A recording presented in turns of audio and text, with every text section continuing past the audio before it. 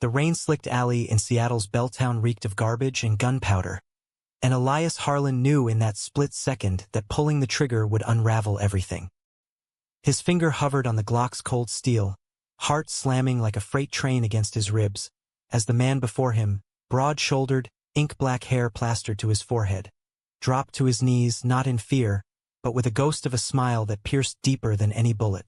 "You think this ends me, cop?" the dying enforcer rasped, blood bubbling from his lips. "It just begins for you." And him. Elias's world tilted. The undercover alias Eli Voss, feeling like a noose tightening around his throat. He was Detective Elias Harlan, Seattle PD's golden boy turned ghost in the machine, embedded deep in the Caldwell Syndicate for 6 months now, chasing whispers of a fentanyl pipeline that could drown the city. But that whisper had a face, a voice, a pull that gnawed at him like hunger. Ronan Caldwell, the heir apparent, the 28-year-old Prince of Shadows who ran the family's waterfront docks with a velvet glove over an iron fist. Ronan, with his storm-gray eyes and that laugh like thunder rolling in off Puget Sound, had slipped under Eli's skin without a single touch. It started innocently enough, or as innocent as anything got in this line of work.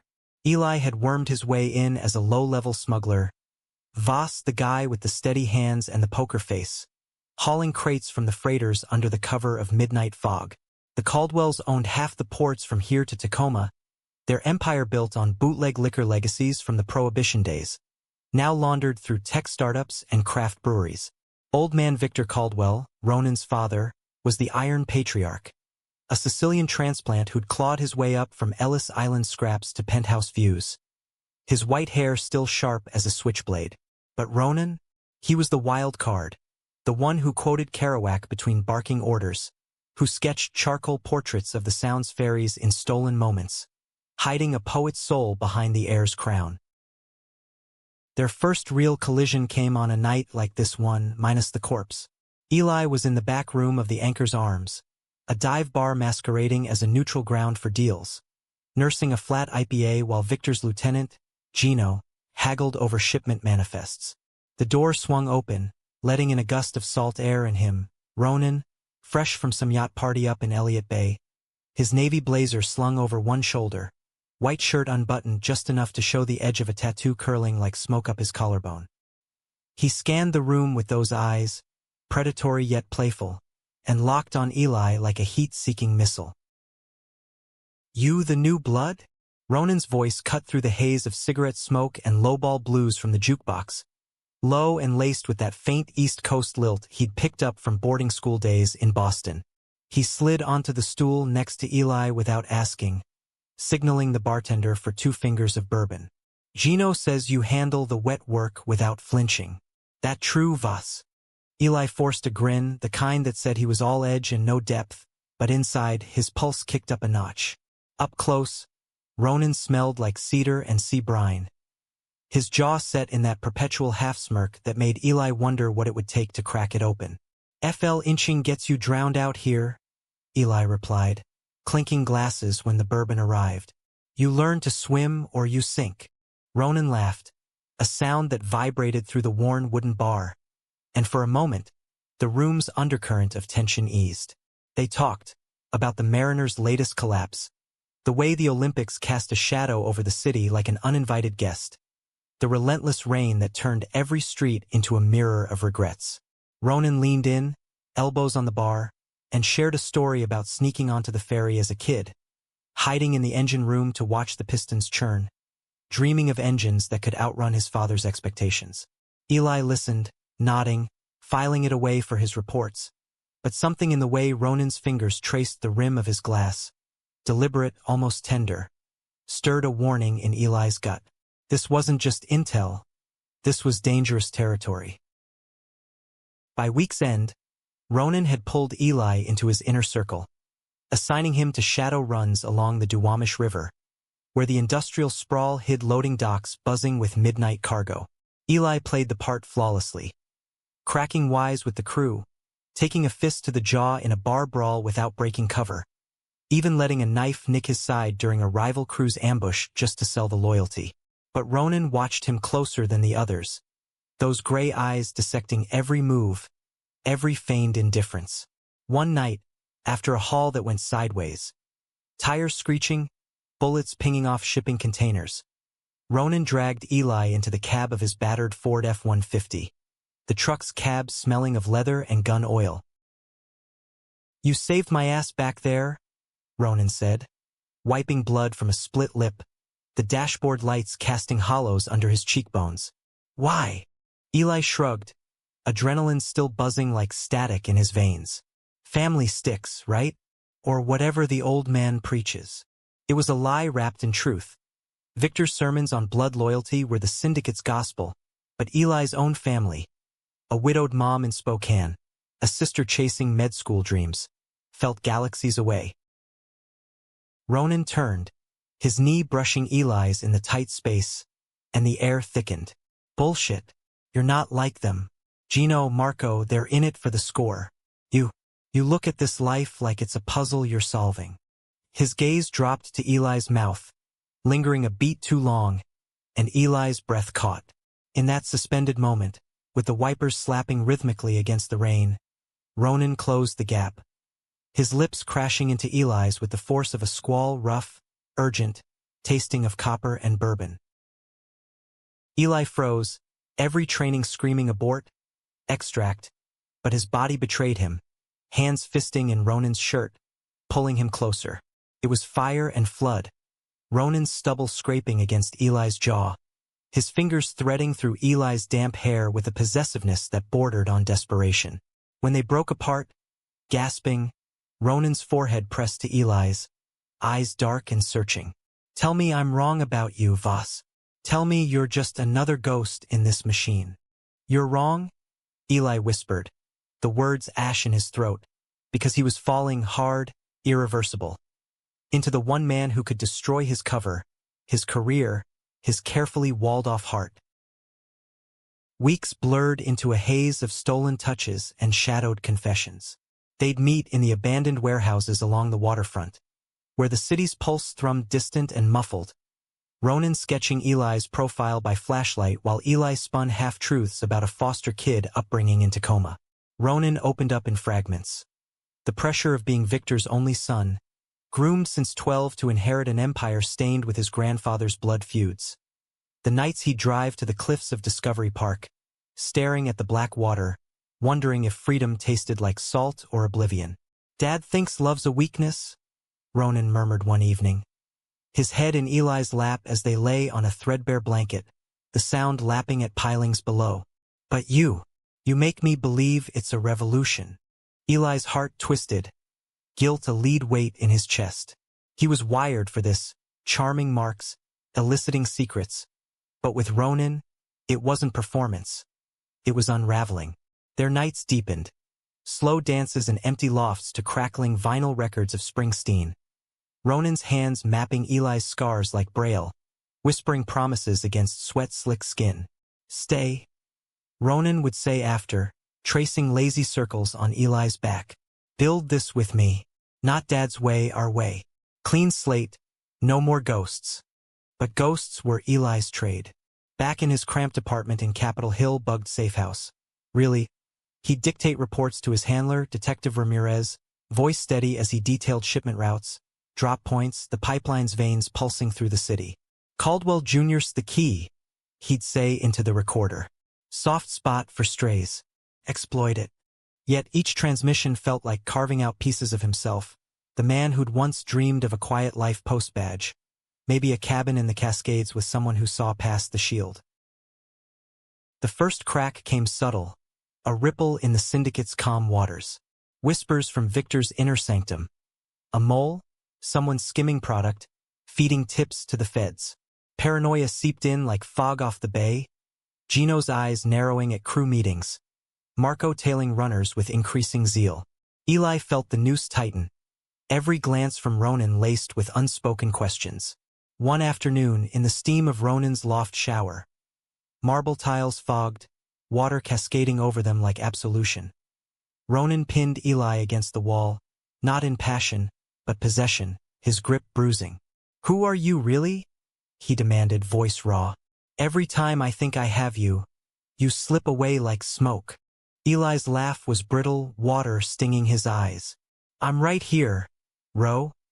Isn't that enough? He kissed him fierce, pouring deflection into every press of lips, but Ronan's doubt lingered, a shadow in his gaze. Then the storm broke. It was a setup, Eli's, orchestrated through Ramirez. A bust at the Alki Beach docks, feds swarming like hornets on a midnight unload. Eli was there, heart in his throat, feeding coordinates from a burner phone hidden in his boot.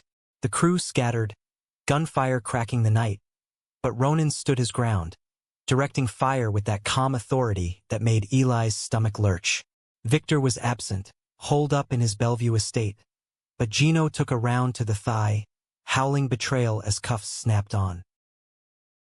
In the chaos, Ronan locked eyes with Eli across the fray, realization dawning like a blade to the gut. He didn't shout, didn't draw. He just stared, the betrayal etching lines into his face that no amount of time could erase. As the feds dragged him toward a van, rain mixing with the blood on the concrete, Ronan spat, "Voss, Harlan, whatever the fuck you are, you lied to me, you let me love a ghost." Eli's world imploded. Ramirez hauled him out, slapping his back like a hero, but the commendation tasted like bile. "Clean bust, Harlan. Pipelines crippled.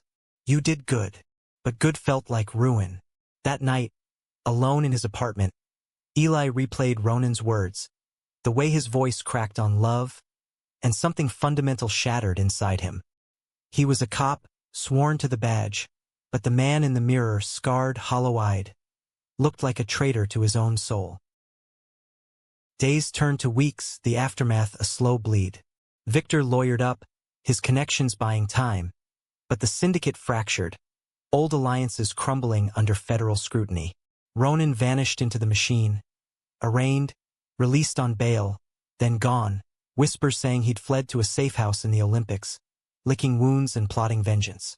Eli threw himself into debriefs, paperwork mountains that buried the ache, but sleep evaded him, haunted by dreams of gray eyes accusing in the dark. Then, a burner phone buzzed on his nightstand. Untraceable, a ghost from the past. Ronan's number. "Meet me, Gas Works Park. Midnight. Come alone or I walk forever." Eli's hands shook as he pocketed the Glock, the weight familiar yet foreign now. The park loomed under a harvest moon, rusting towers silhouetted against the city lights, the air crisp with autumn's bite. Ronan emerged from the shadows, leaner, haunted. His leather jacket zipped to his throat, but those eyes, fierce, unbroken, pinned Eli in place. "You destroyed us," Ronan said, voice steady but laced with venom, stepping close enough for Eli to smell the pine from the woods he'd hidden in. "My father? He's raging, cutting ties, but me? I lost everything because I trusted you, loved you." Eli's throat closed. "I had a job, bro. The drugs, they were killing kids, flooding the streets. I didn't plan on what? Feeling it back." Ronan's laugh was bitter, wind-whipped. He closed the distance, shoving Eli against a corroded beam, their breaths mingling in the chill. "You think I don't see you? The way you flinch at sirens, the way you hold me like I'm the only real thing in your world. You're not a cop tonight, Eli. You're just a man who broke my heart." The fight drained out of Eli, replaced by a tidal wave of regret. He grabbed Ronan's collar, pulling him into a kiss that was all teeth and tears. Desperate, devouring, a collision of what-ifs and nevers. Ronan resisted for a heartbeat, then melted, hands fisting in Eli's jacket, the world narrowing to the salt of their shared sorrow. They talked till dawn, words tumbling like leaves in the wind. Ronan's fury at Victor's empire, the way it had choked his dreams of art school in New York, of a life beyond ledgers and lies. Eli's confessions of a boyhood marked by his father's badge, the divorce that left him chasing justice like a phantom limb. "I fell for you the night you quoted Ginsberg in that bar," Eli admitted, voice cracking. "Before I even knew your name. It terrifies me." Ronan cupped his face, thumb brushing a tear track. "Then run with me. Not from the feds, not from Dad, just us. Canada borders porous if you know the trails. We start over. Elias and Ronan. No ghosts. Temptation clawed at Eli, vivid as the city sprawl below. But duty's echo lingered, Ramirez's warnings about loose ends, the trial looming where Ronan's testimony could bury the Caldwells for good. I can't, he whispered, the words a knife twist. Not yet. Give me time to tie it off clean. Ron's eyes shuddered, hurt flashing raw. Time's the one thing we don't have. He stepped back, the distance a chasm. Don't make me choose between you and survival, Eli, because if you betray me again, I'll become the monster you always thought I was. As Ronan melted into the treeline, Eli sank to the damp grass, the moon mocking his indecision. The city hummed on, indifferent, but inside him, two worlds warred. The badge that defined him, and the man who taught him love's true cost. The holidays crept in like thieves, Seattle draped in twinkling lights that mocked the gathering storm. Eli buried himself in the task force's mop-up, interrogating low-level runners, sifting through seized ledgers that detailed the Caldwell web's every thread. Victor's empire teetered, assets frozen, his once impeccable suits now rumpled from court appearances. But Ronan? He was a specter, sightings flickering like bad intel. A shadow at a Fremont dive, a tip of a cigarette in Pioneer Square. Eli ached for him, the silence a physical wound, each unanswered text a fresh scar. Ramirez noticed, of course, the bags under Eli's eyes, the way he'd stare at the sound during stakeouts, lost in the wave's relentless crash. Harlan, you look like hell. His handler grunted over coffee in a Pike Place hole in the wall, steam rising like unspoken accusations. This op's done. You cracked it wide. Time to rotate out, maybe some R&R in the San Juans. Eli stirred his black drip, the bitterness mirroring his mood. It's not over. Loose ends could unravel the whole bust. Truth, half-spun. The Real loose end was a 6'2" heartbeat with a laugh that haunted his dreams. That night, impulse overrode caution. Eli drove to Ronan's loft in Queen Anne, the building's facade a relic of brick and ivy, windows glowing faint against the sleet. He picked the lock, old habit from juvie days, and slipped inside, the space redolent of turpentine and take-out Thai. Sketches littered the floor. Fairies, faces, one of Eli mid-laugh, captured in hasty pencil strokes that bled emotion. Footsteps echoed from the bedroom, and Ronan appeared, towel slung low on his hips, hair wet from a shower, eyes widening in shock then narrowing to slits. You got a death wish, Harlan? Feds tail you. Dad's got eyes everywhere. Eli stepped forward, hands raised like a supplicant. I couldn't stay away. Every day without you. It's like breathing smoke. He crossed the room in 3 strides, cupping Ronan's face, thumbs tracing the sharp line of his jaw. I love you. Not the alias, not the op.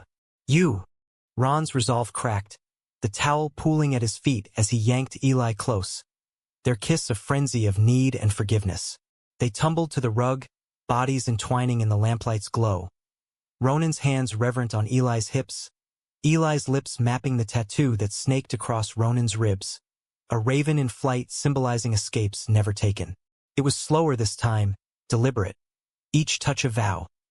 Ronan's breath hitching as Eli whispered his name, Eli's back arching under the weight of Ronan's gaze, gray eyes soft with wonder. After, tangled in sheets that smelled of them, Ronan traced Eli's badge tattoo, a faded PD shield on his shoulder, inked in a haze of academy bravado. This thing, he murmured, fingers circling the ink. It's a chain. Cut it loose. Eli swallowed, the proposal from Gasworks echoing. I'm trying. One more push, testify against Victor, bury the pipeline for good. Then we go. Vancouver, Portland, wherever the road takes us. Ron's smile was tentative, dawn breaking. Together. Together. But betrayal's shadow loomed larger than either knew. Victor, cornered and cunning, had his own moles, a crooked fed in the task force, feeding scraps back to the fold. Whispers reached him of Ronan's softening. The heirs divided loyalties, and rage festered into a plan as cold as Lake Washington in winter. He summoned Ronan to the estate, a sprawling modernist pile of glass and steel overlooking the lake, where family discussions too often ended in blood. "You think you can play house with that snake?" Victor snarled, pacing the study lined with leather-bound ledgers from Prohibition runs. His arthritic hands clenched white. "Harlan's poison, boy. Fed scum who'll sell you out for a pension. I've got proof, texts, meets. End it or I will." Ron's face paled, but his chin lifted, that poet's fire igniting. "It's over, Dad. The life's killing us, you, me, everyone. Eli's right, we can walk away." Victor's laugh was a wheeze, venomous. "Walk? You think the streets forget blood? You're a Caldwell. Act like it." He slid a dossier across the desk. Photos of Eli with Ramirez, timestamps from the bust, irrefutable. Ronan's world tilted, trust fracturing like ice underfoot. That night, he confronted Eli at their waterfront spot, the same warehouse where passion first ignited, now a tomb of crates and echoes. "You lied again," Ronan accused, voice breaking as he hurled the photos at Eli's feet. "All that talk of together. It was just another play. Ramirez has you on a leash, doesn't he?" Eli's denial died on his lips, the evidence damning. Listen." No. Ronan's eyes glistened, betrayal a blade twisting deep. "You used me, my heart, my bed, my secrets. For what?" A promotion. He turned to leave, but Eli grabbed his arm, desperation clawing. "I love you. That's real. The rest, I'll burn it down. Quit the force, testify, whatever it takes." Ronan wrenched free, tears carving tracks down his face. "Too late. You've made me the villain in my own story." He vanished into the night, leaving Eli amid the scattered lies, the sounds roar mocking his solitude. The fracture spread like cracks in a dam. Victor, emboldened, orchestrated a hit. Not on Eli, but on the evidence chain, torching a precinct warehouse in a blaze that claimed files and nearly Ramirez's life. The feds scrambled, pointing fingers inward, and Eli found himself under scrutiny. Anonymous tips claiming he'd gone rogue, tipping the Caldwells. Paranoia gripped the task force, partners eyeing him sidelong, and Eli's badge felt heavier than ever, tarnished by doubt. He tracked Ronan to a rundown motel in Ballard, the kind with neon flickering vacancy, like a siren's call. The room smelled of mildew and regret, Ronan packing a duffel with mechanical precision, his movements haunted. "Go," he said without looking up, voice flat. "You've won. Dad's pulling strings. You're the fall guy now." Eli barred the door, heart pounding. "I'm not leaving without you. We fight this. Together like I promised." Ron's head snapped up, eyes red-rimmed. "Fight? You destroyed me, Eli. I was ready to burn it all for you, and you—" His voice cracked, fists balling. "You made me doubt everything. Myself most of all." The dam broke then, words and tears flooding. Eli confessed it all. The ops genesis after a kid OD'd in his beat. The loneliness that predated Ronan. The terror of loving someone who could eclipse his identity. "You're not a mark. You're my north. Without you, I'm adrift." Ronan sagged against the wall, the fight leaching out. "I want to believe you." God, Ido. "But trust. It's shattered." Yet when Eli knelt, taking his hands, Ronan didn't pull away. They clung there, in the motel's harsh light, two men forged in fire, whispering fragile rebuilds until exhaustion claimed them. Dawn brought no clarity, only urgency. Victor's net tightened. A summons for Ronan, veiled threats against Eli's sister in Spokane. They fled Seattle under cover of fog, stealing Ronan's truck, heading north on I-5, the Cascades rising like sentinels. Border towns blurred. Blaine's quiet streets, Peace Arch's looming gate. But freedom's promise curdled when taillights appeared in the rearview, Gino's crew, Victor's hounds. The chase erupted on a rain-lashed highway, tires hydroplaning, bullets shattering the back window. Ronan floored it, jaw set, while Eli returned fire from the passenger seat, the Glock barking into the storm. "Hold on," Ronan yelled, veering onto a logging road, branches whipping the cab like accusations. They ditched the truck in a thicket, plunging into the woods on foot, breath ragged, hands linked. Gunfire echoed distant, but the forest swallowed them. Moss-draped firs, fern-choked paths leading to a hidden cabin Ronan knew from boyhood escapes. Inside, barricaded, they waited, hearts sinking in the silence. Hours stretched, the pursuit fading to whispers on scanners Eli monitored via a pilfered radio. Victor's reach stopped at the line, his empire's tendrils recoiling from international eyes. As night fell, stars piercing the canopy, Ronan pulled Eli close by the hearth's dying embers. "We're free," he breathed, forehead to Eli's. "But what now? Who are we without the masks?" Eli kissed him soft, the world's weight lifting fractionally. "Us, just us, painters and poets, or baristas in some nowhere town. As long as it's together." They crossed at dawn, melting into Vancouver's sprawl, new names, forged papers from Ronan's old contacts. Eli shed the badge in a roadside ditch. Ronan burned the raven tattoos meaning in a quiet ceremony by the Fraser River. Life unfolded tentative. A loft in Gastown, Ronan teaching art to at-risk kids, Eli bartending nights, their evenings filled with shared sketches and slow dances to Coltrane. But scars lingered, anniversaries of the bust marked by quiet toasts to ghosts. One evening, as snow dusted the North Shore mountains, Ronan unveiled a canvas. Two figures entwined against a stormy sea, faces blurred yet achingly familiar. "This is us," he said, voice thick. "Not the fall, but the rise." Eli pulled him close, tears mingling. "Nothing's the same," he agreed. "But that's the beauty.